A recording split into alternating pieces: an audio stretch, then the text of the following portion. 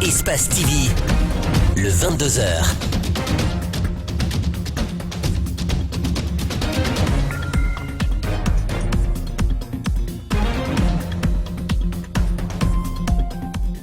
Mesdames et messieurs, bonsoir et bienvenue dans cette grande édition d'information sommaire. Célébration de la journée des mers et des océans. La journée a été marquée en Guinée par une opération d'assainissement sur la plage de Taouya. C'est une initiative des gestionnaires des déchets plastiques. Une femme vient d'accoucher des quadruplés à la maternité de Matam. Le père et toute la famille sont en joie. Seul problème, il manque de moyens. Encore une fois, bonsoir. On ouvre ce journal par cette information. 9 morts dans un accident grave de la circulation à Sigiri en Haute-Guinée. Un camion rempli de marchandises et de passagers s'est renversé à l'entrée de la ville, causant la mort de 5 passagers sur place, dont 2 enfants. L'accident est survenu dans la nuit de mercredi à jeudi 25 juillet, aux environs de 20 h, dans le quartier Téléladji, dans la commune urbaine de Sigiring, et l'hôpital préfectoral a confirmé le décès de 4 autres personnes qui ont succombé à leurs blessures, ce qui a alourdi le bilan à 9 morts.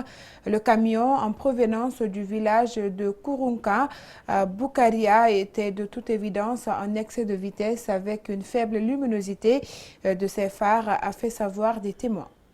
L'humanité a célébré hier 25 juillet la journée internationale des mers et des océans.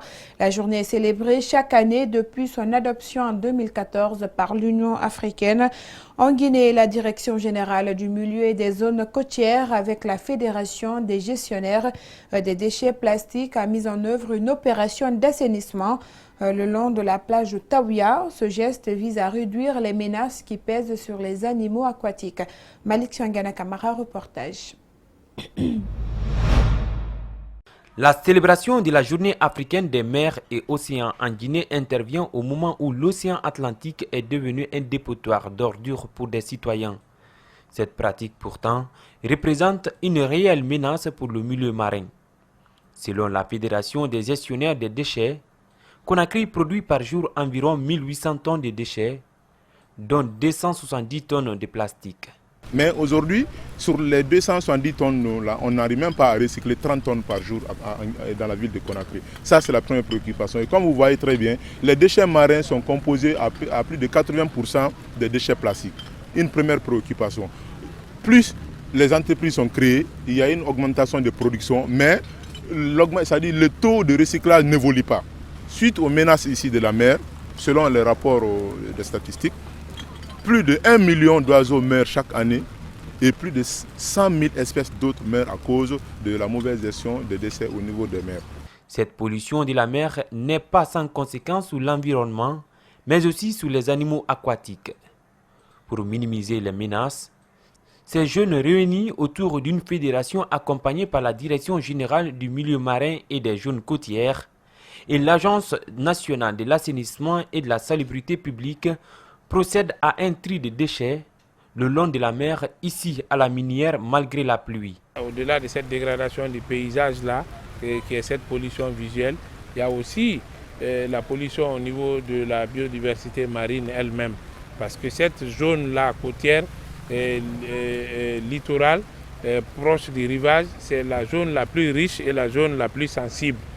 Les autorités communales de Ratoma se félicitent de cette journée d'assainissement. Elles promettent de travailler avec ces jeunes dans le futur pour rendre cette commune une référence en matière de salubrité. Lorsque cette sensibilisation, lorsque les jeunes sont les citoyens, les ménages sont suffisamment sensibilisés, nous pensons que nous pouvons arriver à bout de la gestion des déchets. Des unités industrielles productrices de ces déchets n'ont pas une politique de transformation après usage. Le président de la Fédération des gestionnaires des déchets interpelle l'État. Aujourd'hui, il y a 108 tonnes de verre produits chaque jour à Conakry, aucune filière aval. Mais on ne peut pas, vous voyez, c'est plein partout. On ne peut pas évoluer avec 162 tonnes de papier et carton. Qu'est-ce qu'on en fait avec? Il faut que ces entrepreneurs-là investissent dans les recherches, investissent ici dans la motivation, accompagnent les ONG et les PME qui œuvrent dans le cadre de la prévention et de la gestion des déchets. Également à l'État d'appliquer le principe de pollueur-payeur. Le tribunal de première instance de Cancan a rendu son verdict mardi dans l'affaire de vol du carburant à l'EDG de Cancan.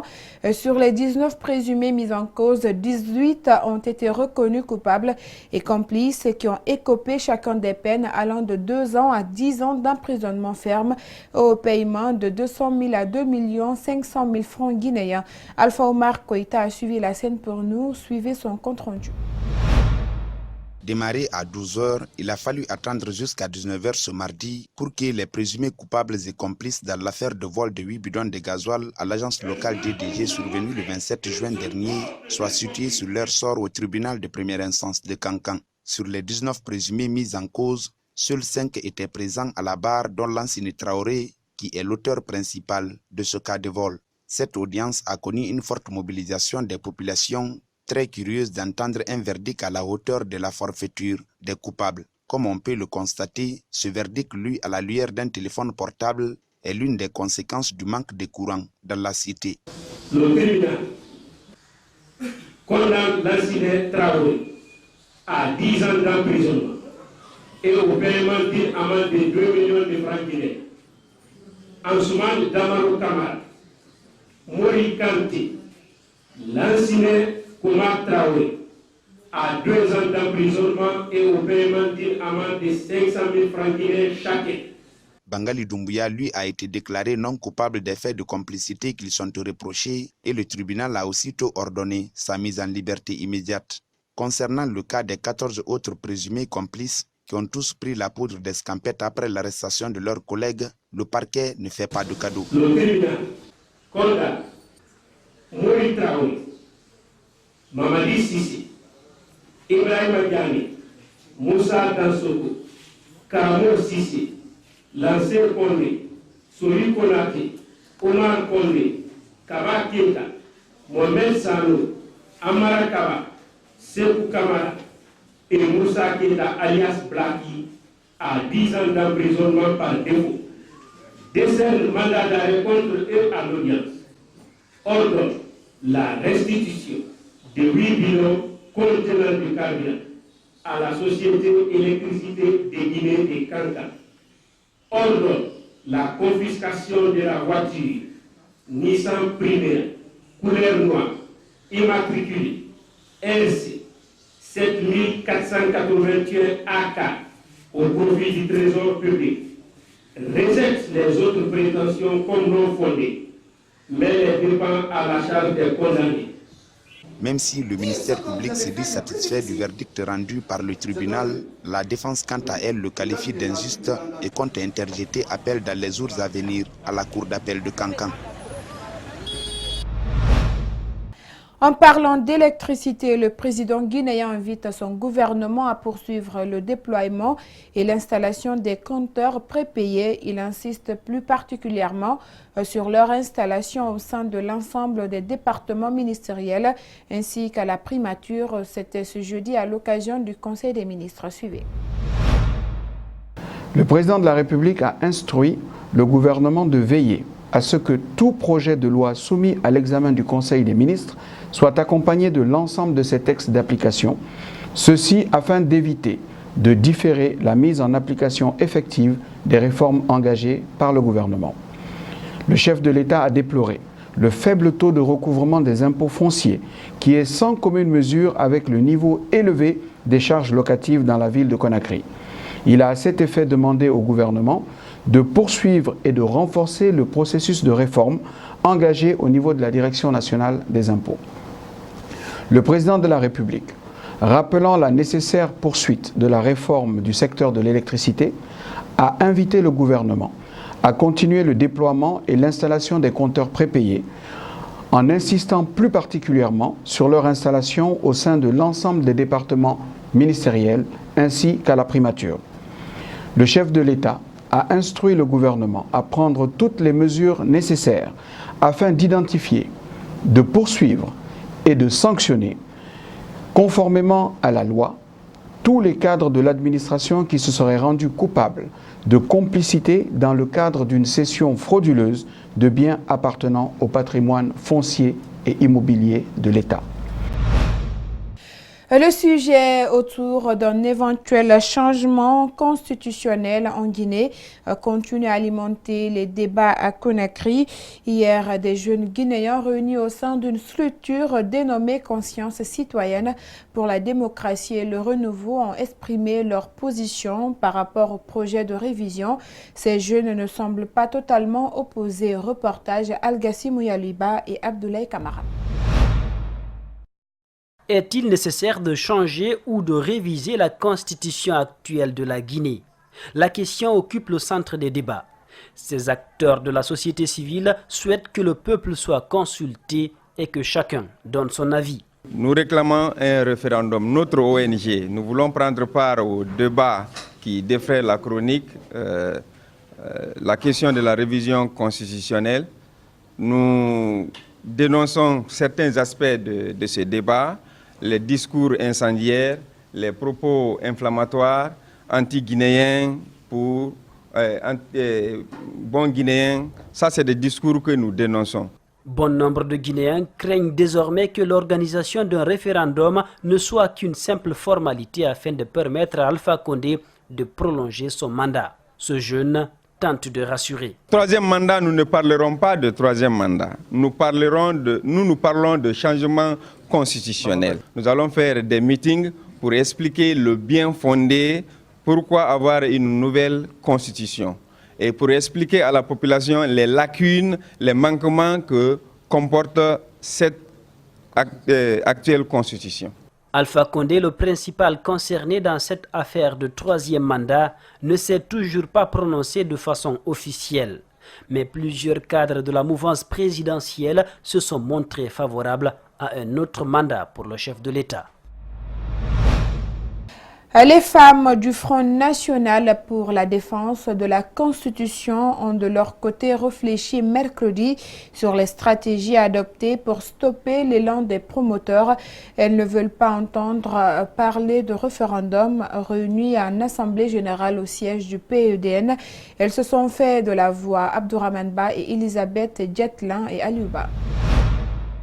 Elles sont plusieurs femmes des différents partis de l'opposition membres du FNDC à tenir cette assemblée au siège du PEDN. Objectif, échanger sur la stratégie adoptée pour empêcher l'adoption d'une nouvelle constitution. Notre engagement par rapport à la lutte contre le tripatouillage de la constitution. Nous avons voulu tout simplement envoyer un message fort au peuple de Guinée et à ce gouvernement pour leur dire simplement que les femmes de Guinée, les femmes citoyennes de Guinée vont en guerre contre les tripatouilleurs de cette constitution. Nous allons en guerre contre ceux qui veulent massacrer les lois de ce pays-là. Nous allons en guerre contre ceux qui veulent instaurer un troisième mandat pour le président Alpha Condé. La présidente des femmes du PEDN, quant à elle, est revenue sur les problèmes des populations auxquelles le gouvernement a du mal à trouver une solution. Le PEDN est, à plus d'un titre, concerné par cette mauvaise gestion de notre pays, par, n'est-ce pas, donc, le non à, n'est-ce pas, à la nouvelle constitution qu'on veut imposer au peuple de Guinée. Nous sommes concernés pourquoi? Parce que ce peuple vit dans la misère. On en a marre. Nous voulons changer, n'est-ce pas, ce pays.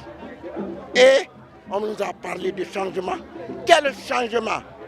Quel changement alors que, n'est-ce pas, le peuple de Guinée croule sous les odeurs, sur les ordures. Le peuple de Guinée a faim. Le peuple de Guinée n'est pas soigné. Nos enfants ne vont pas, n'est-ce pas, ne meurent dans les océans. Nos enfants n'ont pas de travail. Nos maris n'ont pas de boulot.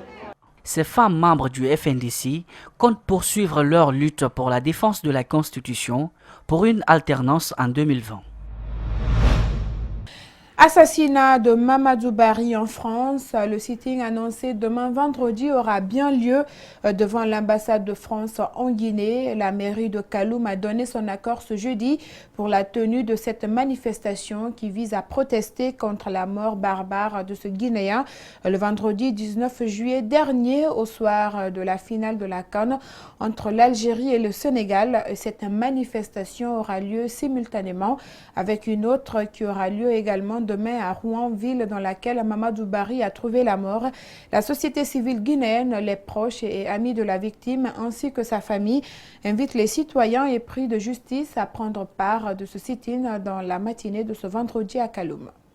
Un atelier vient de se tenir au centre d'autonomisation des femmes de Cameroun. La rencontre a été présidée par des cadres du ministère de la promotion féminine. Le but visé est d'apporter des informations sur les résultats des activités préliminaires du programme d'appui à l'entrepreneuriat féminin et à l'autonomisation des femmes. C'est un compte rendu de André Mossier-Milimono à Boukouria-Kourma, rendu en studio par Guy Brilba. La femme occupe une place importante dans le programme d'exécution du PNDES. C'est dans ce cadre que s'est tenue cette rencontre sur l'entrepreneuriat féminin et l'autonomisation de la femme.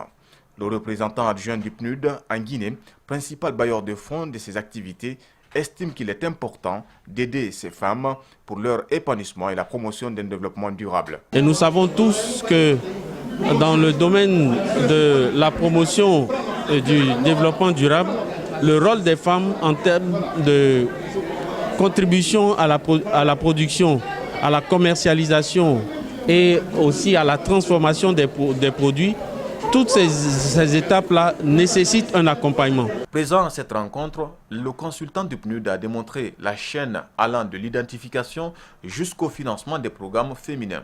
Il ajoute que les premiers résultats sont appréciables. Pour un premier temps, le programme va appuyer 6 coopératives pendant une période de 3 mois et les résultats obtenus seront mis à l'échelle pour aider à la commercialisation de nos produits agroalimentaires. En termes de résultats, nous avons pu constater que d'abord, il y a le dynamisme qui est un résultat que nous avons déjà pris en compte et nous avons pu identifier 6 coopératives que nous allons accompagner pendant 3 mois.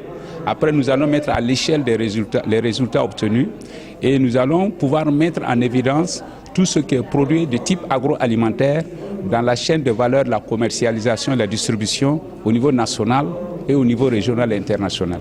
A rappeler que ce programme vise à accroître le revenu des femmes, lutter contre la pauvreté, les aider à être autonomes et surtout à migrer vers une entreprise formelle pour elles afin de leur donner un pouvoir économique et social. Et comme je vous l'annonçais dans les titres, une femme vient de donner naissance à 4 bébés, tous vivants. Mama Stayula a accouché mardi 23 juillet au centre de santé de Matam. Un 3e geste pour la femme. Les parents sont heureux de ce cadeau, mais le moment est précaire. Suivez l'explication du père de l'enfant dans cet élément de reportage de Mohamed Valek Touré et de Abdoulaye Kamara. Mama Stayula est la mère de ses quadruplés. Elle a donné naissance à ses 4 bébés dans la nuit du mardi au centre de santé de Matam, dont 3 filles et un garçon. Le père des 4 nouveau-nés, Foudé Amadou, se dit très heureux, mais manque de moyens.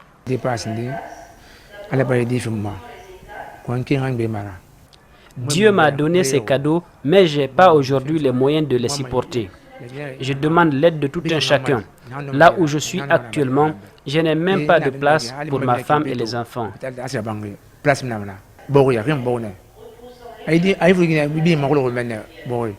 Grâce à l'aide des médecins, les enfants se portent tous bien.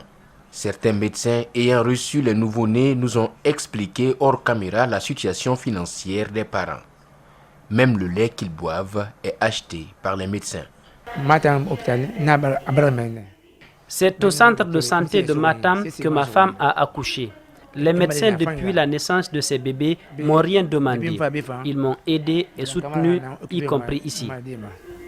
Un moment difficile pour Foudé Amadou, gardien des magasins. Depuis cette annonce, il a tapé à plusieurs portes en vain. L'équipe féminine de handball dans la catégorie U17 s'est inclinée hier contre le Nigeria. Les deux équipes ont lourdement bataillé en offrant un spectacle somptueux au public. Cependant, la formation visiteuse démarre sans complexe et la compétition devant le pays organisateur. C'est un reportage d'Ali Badara Kamara rendu en studio par Guy Prilba.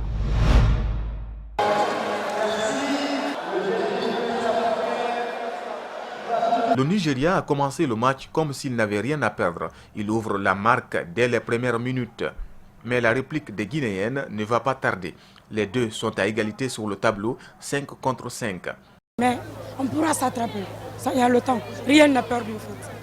Ces deux équipes féminines de catégorie U17 ont dans le fil du match donné un spectacle éblouissant.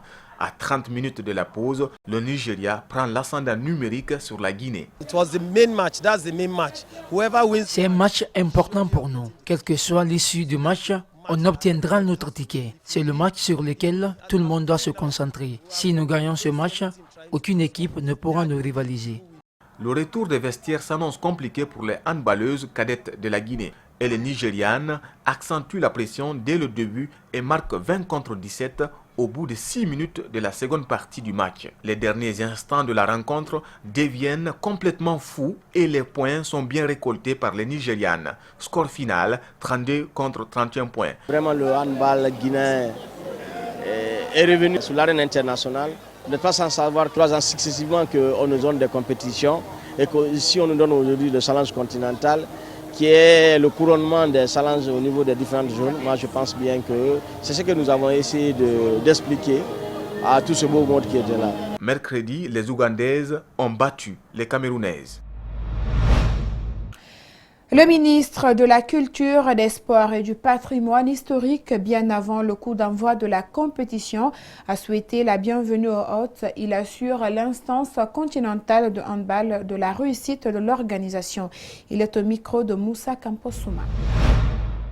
J'adresse mes sincères remerciements à la Confédération africaine de handball pour le choix porté sur la Guinée pour abriter cette grande compétition sportive qui rassemblera la jeunesse africaine pendant 5 jours.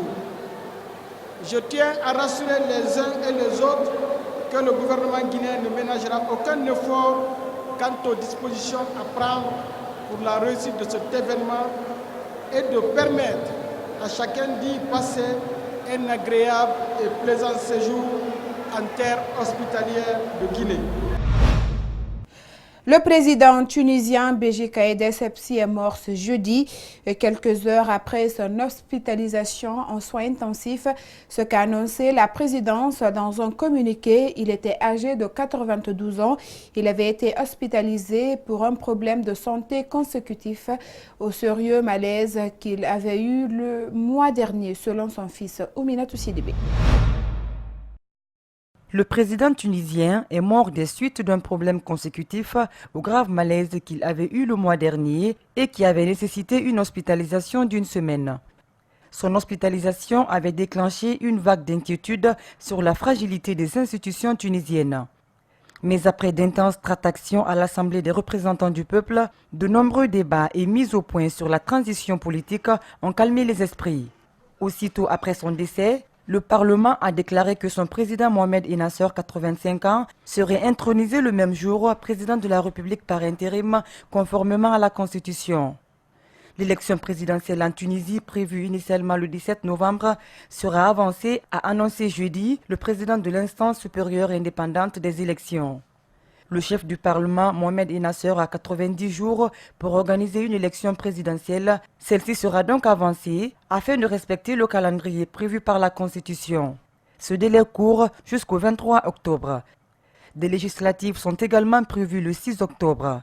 Le président tunisien était le plus âgé des chefs d'État à travers le monde après la reine Elisabeth d'Angleterre. Le décès de Béji Essebsi intervient le jour où la Tunisie célèbre la proclamation de la République en 1957, habituellement marquée par un discours du chef de l'État. Et voilà, c'est la fin de cette édition d'information réalisée par toute l'équipe technique et rédactionnelle. Merci à tous de l'avoir suivi et bonsoir.